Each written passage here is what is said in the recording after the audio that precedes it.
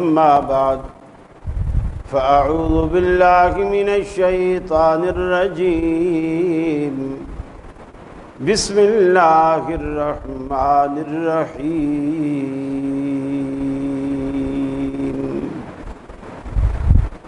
ولكن الله حبب إليكم الإيمان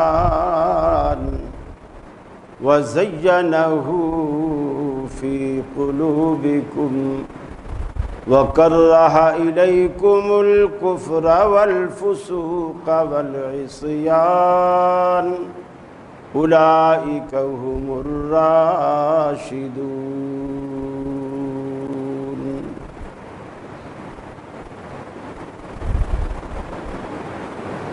وقال الله تبارك وتعالى وَلَكُمْ فِي الْقِصَاصِ حَيَاةٌ يَا أُولِي الْأَلْبَابِ.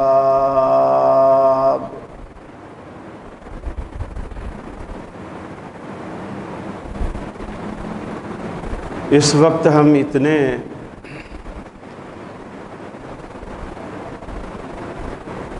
بے ضمیر اور درندہ صفت ہو چکے ہیں. مسلمان ہونا تو دور کی بات ہے، معاشرے سے انسانیت ہی ختم ہو چکی.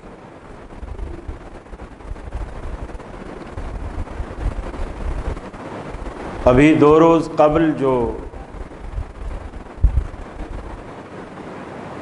موٹر وے پر ایک بہت بڑا سانحہ رونما ہوا کہ ایک خاتون اپنی گاڑی میں گھر سے نکلتی ہے، 2 بچے اس کے ساتھ ہیں،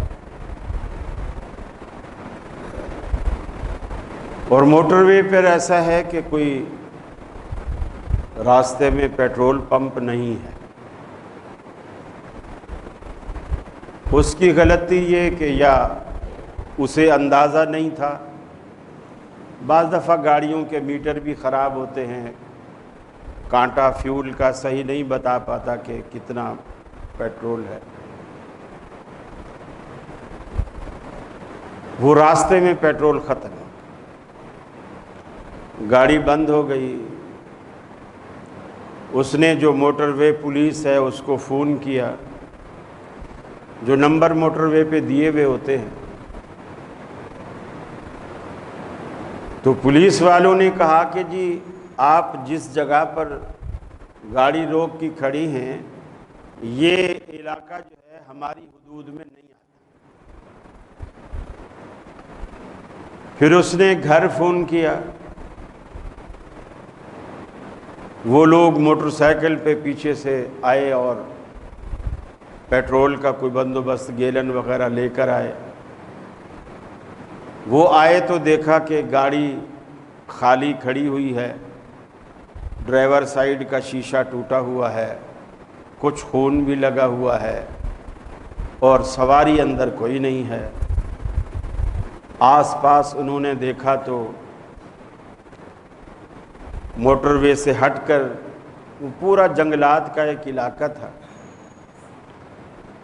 وہاں سے وہ خاتون زخمی حالت میں اور کافی جیسے کوئی کسی کو کوئی سزا دینے کے بعد جو اس کی کیفیت ہوتی ہے اس کیفیت میں، بچے بھی ساتھ ہیں اور وہ آ رہی. اب اس خاتون کو اکیلا کھڑا دیکھ کر موٹر وے پر گوجرانوالا سے لاہور جاتے ہوئے کوئی گنڈے آئے، اوباش آئے، اس کو لوٹا بھی. شیشہ اس لیے توڑا کہ یقیناً وہ اندر سے شیشے بند کر کے بیٹھی ہوگی اور وہ نہیں کھول رہی ہوگی، اس لیے شیشہ توڑا گیا. پھر دروازہ کھول کے اس کو نکالا گیا. اور ہو سکتا ہے ماں ہے، اس نے کہا ہو میرے بچوں کو بھی ساتھ لو. ظاہر بات ہے اکیلے گاڑی میں جنگل میں کیسے بیٹھے رہے؟ تو اس کے بچوں کے سامنے اس ماں کے ساتھ زیادتی کی گئی،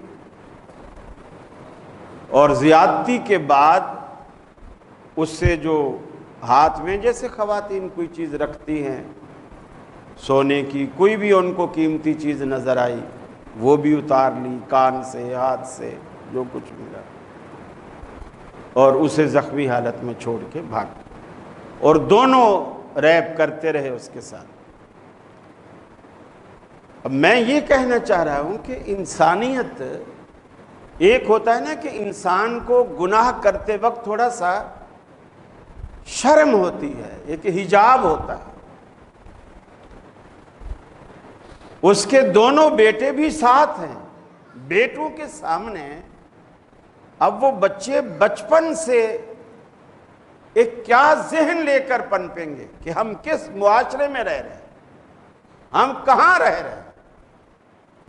یہ امریکہ، لندن یا جاپان کا کوئی ساحل سمندر نہیں ہے، یہ بننے والی ریاست مدینہ ہے۔ یہ اس ریاست کا یہ حال ہے، کسی کی عزت محفوظ نہیں، کسی کی عصمت محفوظ نہیں۔ ایک طے قبیلہ تھا جس کا یہ حاتم طئی مشہور ہے، بڑا سخی تھا، رسول اللہ صلی اللہ علیہ وسلم کے زمانے میں بھی تھا یہ طائی قبیلہ، اور اس طائی قبیلے کے چور، ڈاکو، قاتل، آج کل کی اصطلاح میں غنڈے، بڑے مشہور تھے۔ ان کے ڈر سے راتوں کو کوئی سفر نہیں کرتا تھا کہ وہ لوٹ لے گا یا قتل کر دے گا۔ نبی کریم صلی اللہ علیہ وسلم نے فرمایا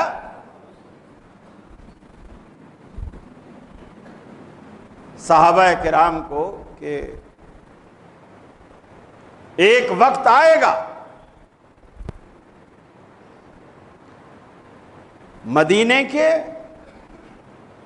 اور طائی قبیلہ کے بعد ایک علاقہ تھا کافی دور،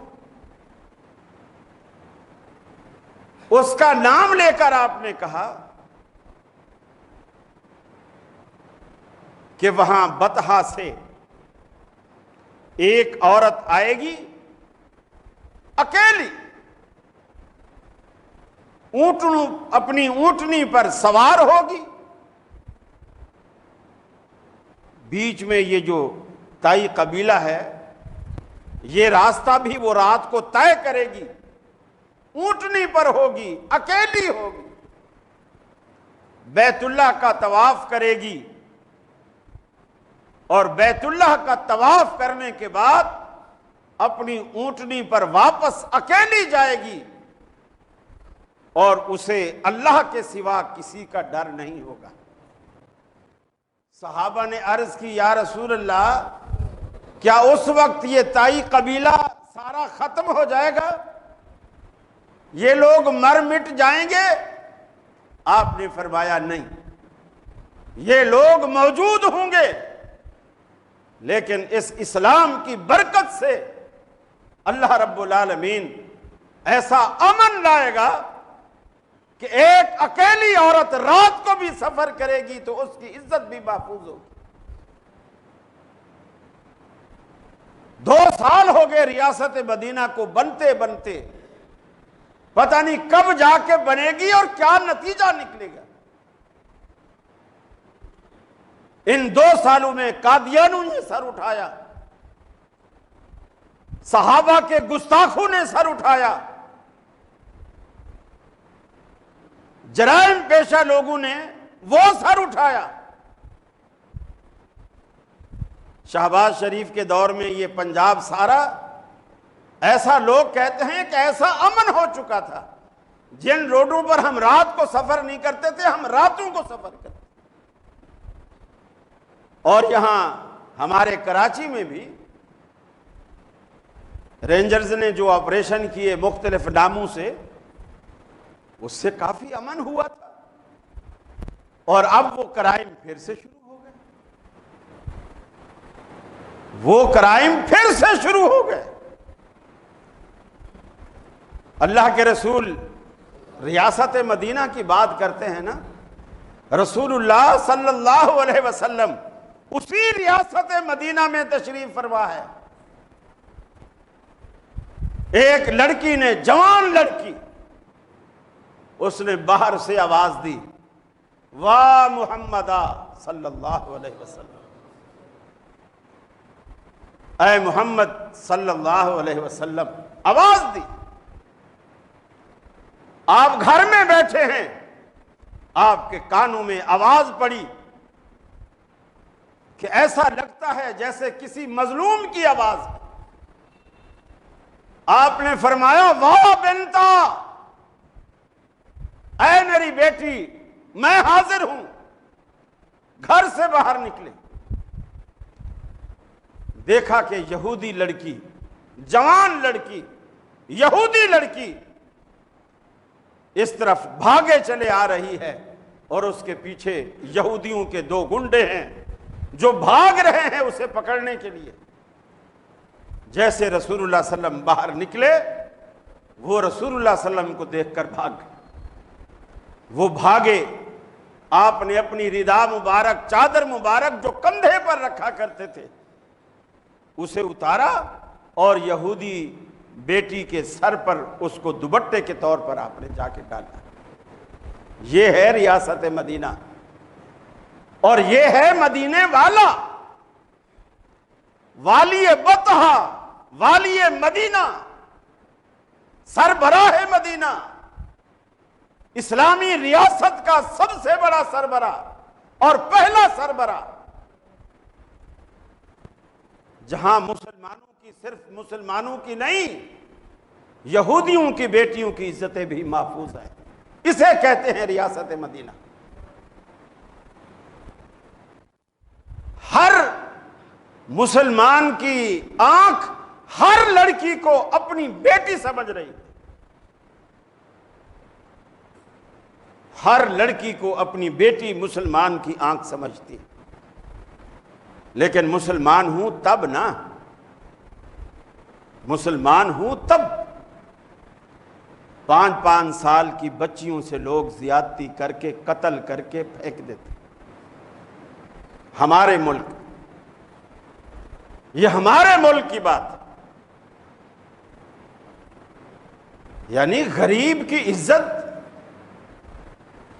اس کی کوئی حیثیت نہیں ہے، کوئی حیثیت نہیں۔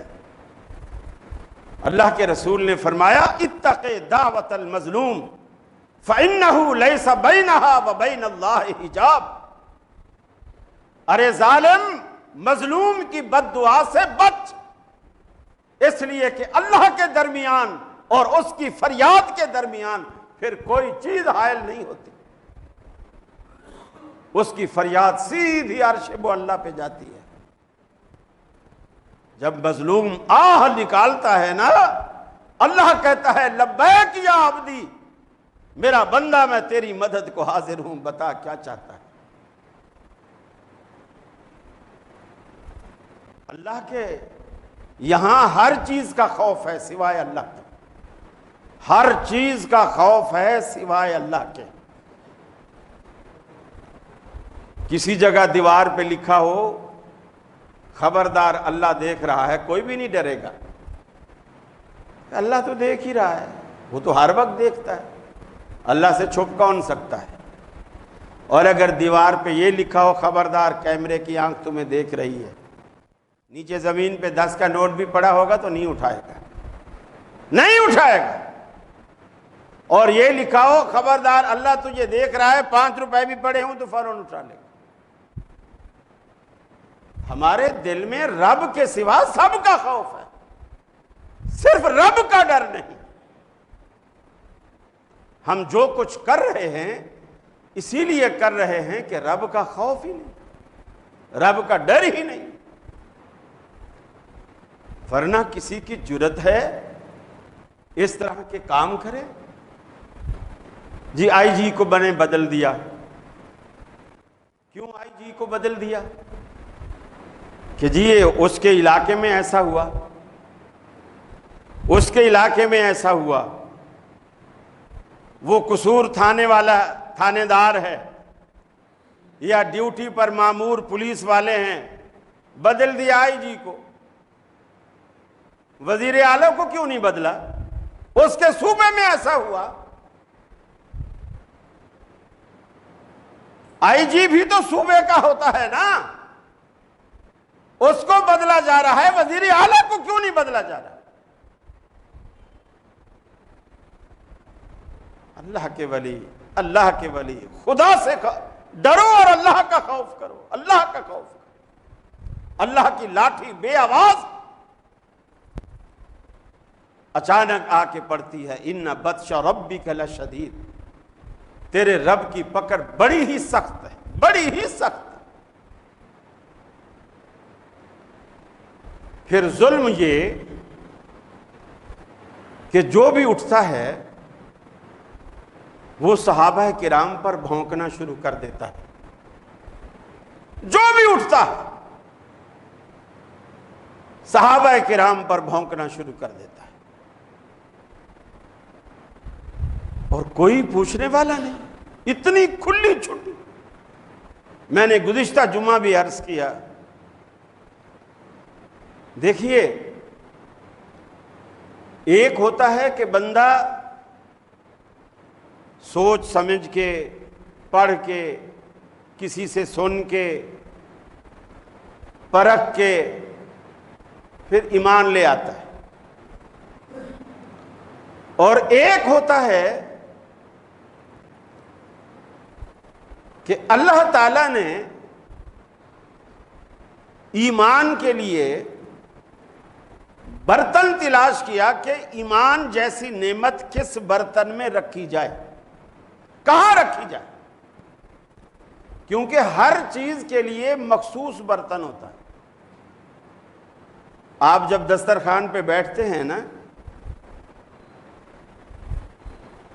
تو آپ برتنوں سے اندازہ لگا لیتے ہیں، چیزوں سے اندازہ لگا لیتے ہیں کہ آج کیا آئٹم دسترخوان پہ آنے والا ہے، صرف برتنوں سے اندازہ لگا. ایک بڑی پلیٹ رکھی ہے، ایک چھوٹی پلیٹ رکھی ہے، تو آپ سمجھ جاتے ہیں کہ چاول بھی ہیں، پلاؤ وغیرہ، بریانی وغیرہ، اور زردہ بھی ہے. اگر ڈونگے رکھے ہوئے ہیں اور ساتھ میں روٹیوں والا وہ رکھا ہوا ہے، آپ سمجھ جاتے ہیں قورمہ ہے اور روٹی ہے. اور خالی چھوٹے چھوٹے پیالے رکھے ہوئے ہیں تو آپ سمجھ جاتے ہیں کھیر بھی ہے یا کسٹرڈ ہے. اور اگر سالن کے آنے سے پہلے ہری مرچ کٹی ہوئی ہے، دھنیا کٹا ہوا ہے، بھنی ہوئی پیاز وہ اس میں رکھی ہوئی ہے، باریک ادرک کٹی ہوئی ہے، لیموں کٹا ہوا ہے، وہ پلیٹوں میں رکھا ہوا ہے، آپ سمجھ جاتے ہیں یا تو اب حلیم آنے والی ہے اور یا نہاری آنے والی. یہ ہر علاقے کا ایک کلچر. آپ کبھی بھی اتنی بڑی پلیٹ لے کر اس میں کھیر نہیں کھاتے، اور سیدھی پلیٹوں میں آپ سالن نہیں کھاتے. سالن کی پلیٹیں تھوڑی ڈونگی ہوتی ہیں، گہری ہوتی ہیں. سرمے کے لیے آپ ایک مخصوص برتن رکھتے ہیں جسے آپ سرمے دانی کہتے ہیں. عطر کے لیے بالکل مخصوص شیشیاں ہیں، گلاس میں، جگ میں عطر کوئی نہیں رکھتا، ان مخصوص شیشیوں میں رکھتا ہے. اب سوال یہ ہے کہ جب ایمان کے رکھنے کی بات آئی تو اللہ نے کس برتن کا انتخاب کیا؟ فرمایا وَلَكِنَّ اللَّهَ حَبَّبَ إِلَيْكُمُ الْإِيمَانَ. جب اللہ رب العالمین نے ایمان کو رکھنے کی بات کی تو رکھنے کے لیے اللہ نے صحابہ کے دلوں کا انتخاب کیا. حَبَّبَ إِلَيْكُمُ الْإِيمَانَ. اے صحابہ کرام کی جماعت، تمہارے دلوں میں اللہ نے ایمان کا بوٹا خود لگایا، ایمان کا بیج خود بویا۔ حبب الیکم الایمان، تمہارے دلوں کے لیے اللہ نے ایمان کو پسند کیا، ایمان کے لیے اللہ نے تمہارے دلوں کو پسند کیا۔ وَزَيَّنَهُ فِي قُلُوبِكُمْ، تمہارے دلوں میں اللہ نے ایمان کو زینت بخشی، ایمان کو زینت بخشی تمہارے دلوں میں۔ جیسے پھولوں کو رکھنا ہو تو اس کے لیے گلدان اچھے لگا کرتے ہیں، گلدان میں پھول سجے ہوں تو گلدان اچھے لگا کرتے ہیں۔ زَيَّنَهُ فِي قُلُوبِكُمْ، اللہ نے جب ایمان کا بیج بویا تو گلدان کے طور پر اللہ نے صحابہ کے دلوں کا انتخاب کیا۔ وَكَرَّهَ إِلَيْكُمُ الْكُفْرَ وَالْفُسُوقَ وَالْعِصْيَانَ، تین چیزوں کا نام لے کر رب العالمین نے فرمایا، جس طرح تجربہ کار کسان باغ لگاتا ہے، باغ لگانے کے بعد جب پودا زمین سے نکل آتا ہے، گاہے بگاہے گوڈی کرتا ہے، پودے کے آس پاس زمین کو کھرپے سے نرم کرتا ہے، خود رو اگنے والی بوٹیاں جو کسان کی غرض و غایت نہیں، ان بوٹیوں کو جڑ سے نکال کے کسان پھینک دیتا ہے تاکہ زمین کی قوت میرے لگائے ہوئی بیج کے لیے محفوظ رہے، اور یہ خود اگنے والی بوٹیاں زمین کی انرجی کو خود لے کر میرے پودے کو کمزور نہ کر دیں۔ اللہ کہتا ہے کَرَّهَ إِلَيْكُمُ الْكُفْرَ وَالْفُسُوقَ وَالْعِصْيَانَ، ہم نے صحابہ کے دلوں میں ایمان کا بیج لگانے کے بعد جب وہ پودا باہر نکلا، ہم نے گوڈی کی، اور گوڈی کر کے یہ جو خود اگنے والی بوٹیاں تھیں، کفر جیسی بوٹی، نافرمانی جیسی بوٹی، فسق و فجور جیسی بوٹیاں ہم نے نکال کے جڑ سے نکال کے ہم نے پھینک دی۔ نہ کفر صحابہ کے قریب آ سکتا ہے، نہ عصیان اور نہ نافرمانیاں، ہم نے ساری کی ساری چیزیں نکال کے پھینک دی۔ اور آج بدبخت کہتے ہیں، نعوذ باللہ من ذالک، بدبخت کیا کہتے ہیں؟ سوائے چند لوگوں کے، نبی کریم صلی اللہ علیہ وسلم کے بعد یہ سارے مرتد ہو گئے تھے، نعوذ باللہ، صحابہ سارے کافر ہو گئے تھے۔ ایسے بدبختوں کے ساتھ انسان کیسے نعرہ لگائے شیعہ سنی بھائی بھائی؟ یہ نعرہ جچتا ہی نہیں ہے، یہ جچتا ہی نہیں ہے۔ اللہ رب العالمین نے جن کے دلوں میں ایمان کا بوٹا خود لگایا ہو، اور کہتا ہے اللہ کہ میں نے کفر کو، نافرمانی کو، فسق و فجور کو ان کے دلوں سے نکال دی۔ ایک شخص دوڑا ہوا آیا، حضرت انس رضی اللہ تعالیٰ عنہ بیان کرتے ہیں، نبی کریم سے آ کر کے عرض کی کہ یا رسول اللہ صلی اللہ علیہ وسلم، متی الساعۃ، یہ تو بتائیے قیامت کب آئے گی؟ آپ نے فرمایا ما اعددت لہا، تجھے قیامت کی اتنی فکر ہے، وہ تو جب آئے گی آ جائے گی، تو نے اس کے لیے تیاری کیا کی ہے؟ تیاری کیا کی ہے؟ جیسے بچے بار بار پوچھیں استاد جی امتحان کب ہے، اور پوچھیں بھی وہ بچے جو پڑھتے نہیں، تو استاد یہی کہے گا بیٹا تجھے کاہے کی فکر ہو رہی ہے؟ تو نے کتنی ایک تیاری کر رکھی ہے، راتوں کو جاگ کے پڑھتا ہے، دن میں پڑھتا ہے، سارا دن تو میں تجھے روڈوں پہ پھرتا ہوا دیکھتا ہوں، کیا تیاری کی تجھے امتحان کی فکر پڑی ہوئی؟ آپ نے فرمایا ما اعددت لہا قال لا شیء، اللہ کے رسول تیاری تو میں نے کچھ نہیں کی، البتہ ایک چیز ہے میرے دل میں، اللہ کی اور اس کے رسول کی اور رسول کے ساتھیوں کی محبت میرے دل میں ہے۔ نبی کریم صلی اللہ علیہ وسلم مسکرا دیے، آپ نے فرمایا روز آخرت بندہ انہی لوگوں کے ساتھ اٹھے گا جن کے ساتھ وہ محبت کرتا ہے۔ پھر حضرت انس یہ روایت بیان کرنے کے بعد حضرت انس رضی اللہ تعالی عنہ کہتے ہیں کہ میں نے دل میں جتنا رسول اللہ صلی اللہ علیہ وسلم کے اس جملے کو پسند کیا، مجھے اتنا اچھا لگا، میں نے دل میں سوچا کہ اللہ سے محبت بھی ہم کرتے ہیں، رسول سے محبت بھی ہم کرتے ہیں۔ پھر حضرت انس کہتے ہیں میں نے دل میں سوچا ابو بکر سے محبت بھی میں کرتا ہوں، عمر سے محبت بھی میں کرتا ہوں، اور اگر قیامت والے دن میں ان کے ساتھ اٹھایا جاؤں تو پھر مجھے جنت میں جانے سے کون روک سکتا ہے۔ رسول اللہ صلی اللہ علیہ وسلم کے اس جملے نے مجھے بڑا خوش کیا۔ میرے بھائیوں، اللہ کے حبیب نے فرمایا اللہ اللہ فی اصحابی فمن ابغضهم فببغضی ابغضهم ومن احبهم فبحبی احبهم۔ میرے صحابہ کے بارے میں زبان درازی بد زبانی کرنے سے اللہ سے ڈرو۔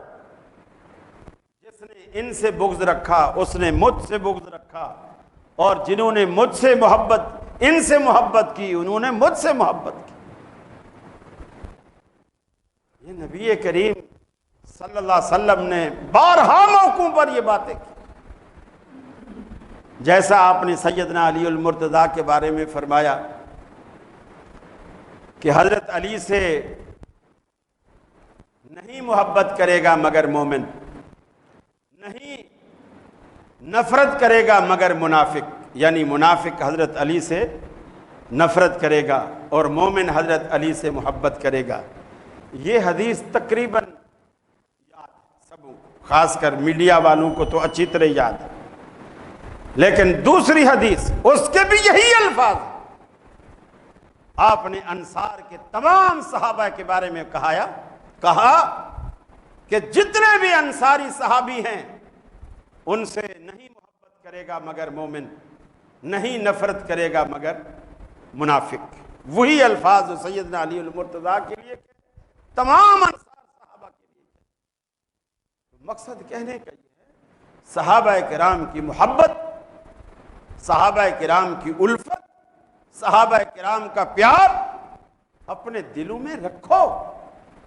اور اللہ نے قرآن پاک میں ایک اور مقام پہ فرمایا آمنو کما آمن الناس، لوگو ایسا ایمان لاؤ جیسے صحابہ ایمان لائے۔ گویا ان کے ایمان کو اللہ نے معیار قرار دیا، ایسا ایمان لاؤ جیسے صحابہ ایمان۔ ایک جگہ اللہ نے فرمایا پہلے پارے سورہ بقرہ میں اللہ نے کہا کہ جب ان منافقین سے کہا جاتا ہے کہ ایمان لاؤ تو وہ کہتے ہیں کیا ہم ایسا ایمان لائیں کما آمن السفہاء، جیسے یہ بے وقوف لوگ ایمان لائے ہیں، یعنی انہوں نے صحابہ کرام کو نعوذ باللہ من ذالک بے وقوف کہا۔ یہ تو بے وقوف لوگ ہیں۔ ایک غریب آدمی کے پیچھے، یعنی رسول اللہ صلی اللہ علیہ وسلم غریب تھے، ایک غریب آدمی کے پیچھے لگ کے دنیا بھی گنوا دی، باپ دادا کا دین بھی گنوا دیا۔ اور آج جو ہمیں سب سے زیادہ تکلیف دینے والی اور سب سے بڑی رکاوٹ جو ہمیں بنتی ہے وہ یہی جملہ بنتا ہے کہ میاں کیا ہمارے باپ دادا نے دھوپ میں بیٹھ کے بال سفید کیے تھے؟ وہ سارے غلط تھے۔ ہمارے مولوی قرآن نہیں پڑھتے، ہماری مسجد میں قرآن نہیں رکھا ہوا، سب کچھ رکھا ہوا ہے۔ تمہارے مولوی بھی قرآن پڑھتے ہیں، سب کچھ کرتے ہیں، انہوں نے بھی دھوپ پہ داڑیاں سفید نہیں کی، عمر گزاری ہے۔ لیکن کفار مکہ کو جو عادت تھی وہی عادت آج آپ کو سننے کو ملے گی، وہی جملے سننے کو ملیں گے۔ ابراہیم علیہ السلام نے پوچھا کہ کیوں تم یہ اللہ کو چھوڑ کر ان کی پوجا پاٹ یہ بتوں کی کرتے ہو؟ تو انہوں نے کہا دلیل کے طور پر قوم نے کیا کہا؟ انا وجدنا آباءنا کذالک یفعلون۔ ابراہیم ہمارے پاس اس کی دلیل یہ ہے ہمارے باپ دادا اسی طرح کرتے تھے اس لیے ہم یہی کرتے ہیں۔ اور ابراہیم علیہ السلام نے کیا جواب دیا؟ انتم و آباؤکم فی ضلال مبین، تم بھی گمراہ ہو، تمہارے باپ دادا بھی گمراہ تھے۔ یہ ہے سیدنا ابراہیم علیہ السلام کا جواب، تم بھی گمراہ ہو، تمہارے باپ دادا بھی گمراہ تھے۔ میرے بھائیوں، صحابہ کرام جیسے اللہ کے رسول نے 4 باتیں کی، لوگوں کو 2 باتیں صرف یاد ہیں۔ 4 باتیں آپ نے فرمائی۔ آپ نے فرمایا ترکت فیکم امرین، میں تمہیں 2 امر چھوڑے جا رہا ہوں، ایک کتاب اللہ و سنت رسول ہی، ایک اللہ کا کلام اور دوسرا اس کے رسول کی سنت، ایک حکم۔ دوسرا حکم آپ نے فرمایا میں 2 چیزیں چھوڑے جا رہا ہوں، کتاب اللہ ہے و سنتی، پہلے حکم میں کہا سنت و رسول ہی، اس کے رسول کا حکم، اب کہا سنتی، میرا طریقہ، یہ 2 چیزیں چھوڑے جا رہا ہوں۔ تیسرا حکم آپ نے فرمایا میں تم میں 2 چیزیں چھوڑے جا رہا ہوں، کتاب اللہ ہے و عترتی، اللہ کا قرآن اور اپنی عترت یعنی اپنی آل، اس کو چھوڑے جا رہا ہوں۔ جس طرح میری لائی ہوئی کتاب کو تم نے پڑھنا، دیکھنا، ماننا اور عمل کرنا ہے، اسی طرح میری سنت کو اور اسی طرح اہل بیت کو بھی ماننا بھی ہے اور ان کو سمجھنا بھی ہے اور ان کی زندگی کے مطابق عمل بھی کرنا ہے اور ان سے محبت بھی کرنی ہے۔ چوتھا حکم آپ نے فرمایا تم میں سے سارے کے سارے لوگ گمراہ ہوں گے اور دوزخ میں جائیں گے سوائے ان لوگوں کے۔ صحابہ نے پوچھا من ہی ہے یا رسول اللہ، وہ ایسے کون سے خوش نصیب ہوں گے جو 73 میں سے ایک گروہ ہوگا جو جنت میں جائے گا، باقی سارے دوزخ میں جائیں گے، تو وہ ایک گروہ کون سا خوش نصیب ہوگا؟ یہ چوتھا حکم ہے۔ آپ نے فرمایا ما انا علیہ و اصحابی، جس بات پر آج میں اور میرے صحابہ ہیں وہ جنت میں جائیں گے، باقی سارے دوزخ میں۔ اب آپ نے سنت کا لفظ بھی نہیں کہا، عترت کا لفظ بھی نہیں کہا اور کوئی دوسرا لفظ سنتی کا لفظ بھی نہیں کہا، عترتی کے الفاظ بھی نہیں کہے، سنت رسول ہی کے الفاظ بھی نہیں کہے، جس پر میں اور میرے صحابہ ہیں۔ اس لیے کہ صحابہ کے اندر اہل بیت بھی تو صحابی تھے نا، حضرت علی اگر اہل بیت میں ہیں تو صحابی بھی تو ہیں نا، صحابہ میں وہ چیز آ گئی۔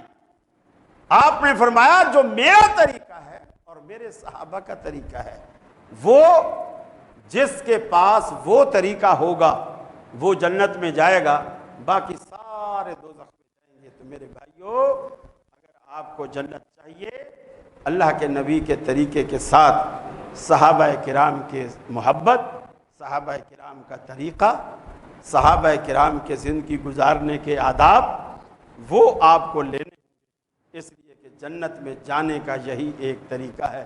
اللہ سے دعا ہے اللہ رب العالمین مجھے بھی اور آپ کو بھی عمل کی توفیق عطا فرمائے، اور اللہ رب العالمین ہمارے اس وطن عزیز کی حفاظت فرمائے، ہمارے حکمرانوں کو اللہ ہدایت دے، ہمارے اندر اللہ غیرت، پوری غیرت پیدا فرمائے، غیرت ایمانی پیدا فرمائے، انسانیت پیدا فرمائے، ایک دوسرے سے محبت اللہ رب العالمین ہمارے دلوں میں پیدا فرمائے۔